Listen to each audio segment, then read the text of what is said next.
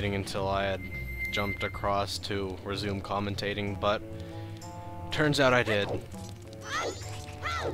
Deal Midas. That was a good accent, right? Anyway, free Frary. Frary, yes. Okay, so I really have no idea where I am going, but if I keep talking like this, maybe people will think I am being silly and ignore the very, very annoying doohickey. Doohickey is a professional term for task to do in a video game, correct? That was bizarre. Rolling really makes you weird. I mean, yes, rolling really makes you weird. Rolling glitches out a lot of stuff, so I don't know how it refills with water, don't ask me. It's almost as if it's symbolic magic type stuff and not actually literally real life physics. I mean, yes. I mean, yeah, that's the problem with Nintendo logic. It's that, like this, it really doesn't matter when something illogical happens, but then when other illogical things happen, the presence of some illogical things doesn't totally mean that, oh, anything goes. I don't know, that type of stuff just bothers me for no real reason. Anyway, I wish I remembered which room the stuff was in. Alright, yeah, that last one is in the room with the doohickey. Which I don't know, I would have had to go in weird directions no matter how I got to it, but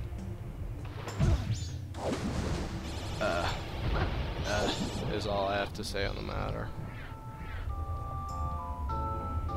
Okay, cool, that didn't take too long. And it still probably would have been a little shorter to do the Elegy of Empty, but whatever. And by would've, I mean totally wouldn't have. I don't know why I just randomly forgot this, probably since I didn't enter the room this way at all. Whereas the first time I spent like 10 minutes in here being confused as what to do. I actually did this in pretty good time, it's not even the second day. I don't know how that qualifies as good time, but not the worst possible time, I suppose. Anyway, again doing these sticky jumps. Except that I don't have to, I forgot about that. That was okay, that might be helpful. There you go, guys. Can't say I can't do a nice walkthrough like Chuggarad because I showed you some kind of crazy exploit that I probably wouldn't be able to reproduce. That is quality game material right there, and it's not like it sort of counts as a walkthrough if I'm videotaping my videotaping, that term isn't going to become antiquated in another negative couple years. But, yeah, I don't know, this is a Let's Play more than a walkthrough, but I sort of think that it counts if I do 100% of the game on video and explain how I'm doing things that might not be obvious as I'm doing them. I don't know, I take personal offense and at the same time not enough offense at most comments, and someone like very beginning said I should explain how to do things more so it would be a walkthrough like good old Chuggarad. Anyway, that's lucky, and by lucky I mean I'm not going to be able to salvage this. Nope, couldn't give that to me, couldn't give that to me. That's okay, because I have all the time in the world, and by all the time in the world I mean, I believe 50 minutes later, I'm still absolutely paranoid that the computer going into sleep mode the first time I was doing this room is going to somehow delete half of this recording session, and whatever, I don't even care, I want it to burn. Deku needs to burn for not having a very good flying mechanic. Oh, it's not a... Actually, whoops, now like a billion years later, and after playing through each of the games multiple times, I just realized why the Deku Leaf is sort of like symbolic of being able to do this as the Deku. Anyway, okay, I have decent momentum, that Bombchu isn't in my way. In my way! Okay, cool.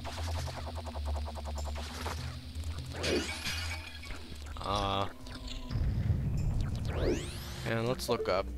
Yeah, it's just a normal skylight instead of a portal to hell. Cool. Where's the chest again? On the bottom here. And I was gonna say it would be faster to not warp out, but that was a stupid thing to say. And this is it, right? Hooray. Okay, goodbye, last stray fairy. I've technically collected you, so you can just stay here, and yeah, I'm pretty sure they definitely heal you, and I have no idea how I didn't notice that after collecting 45 in the first 3 temples. It's just spinning around because it doesn't know what to do. Poor thing.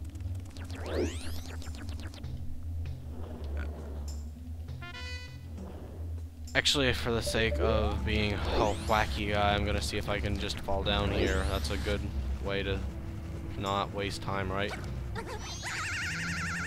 Hooray! Hooray! Come on, I can make it. I have no idea where I'm supposed to be landing. Oh, maybe that was the bottom. Can I do it? I really like wasting time, I guess. Yeah, the entrance was right here.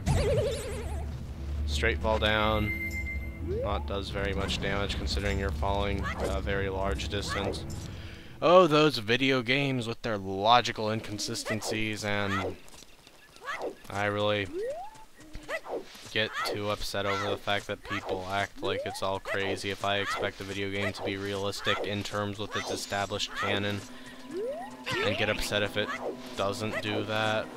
But then I'm a weird person for not minding that I don't die from long falls. I mean, if in video game world you don't die from long falls, I'm not gonna say, oh, how did you survive that fall? But if, like, you suddenly start flying and eating butts, I will say that's weird, but whatever, I'm just too whiny.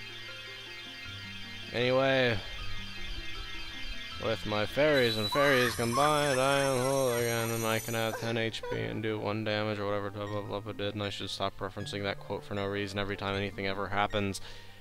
Oh, compassionate young one, I am the great fairy of kindness. Oh, that's a good power. Thank you for returning my broken and shattered body to normal. As thanks, I grant you the fairy sword. Sort of ironic that the fairy of kindness gives you the weapon with black roses etched into it. The great fairy sword is the most powerful of all blades. Why does the black roses etched into it matter that much? And it's a really weird thing to get hung up about, but that really confused me. I didn't know it had black roses on it, and now I'm like obsessed with the fact that it had black roses on it because black roses are pretty cool. I don't know, I like that sword. Probably not like as manly as the golden sword, or the gilded sword even, or the master sword, or the Bigoron sword, or the total absence of any content that Twilight Princess had, and by any content I mean it still is probably better than Ocarina of Time. But it actually was weird. That's sort of like weird for a Zelda game not to have a sword upgrade in side quest. I guess Wind Waker didn't technically, but at least you were making the Master Sword re-powerful. So that sort of satiated my sick desire for overpowered weaponry. Anyway, this game is cool in that it has 2 side quests you can do for overpowered swords. And this one is more like the Bigoron sword in that you can't guard. But by the time you get it, you'll never need to use the mirror shield again. And by the time you get it, if you have the patience to collect all the stray fairies, you probably have infinity heart pieces and the double hearts, so taking damage shouldn't be much of a concern.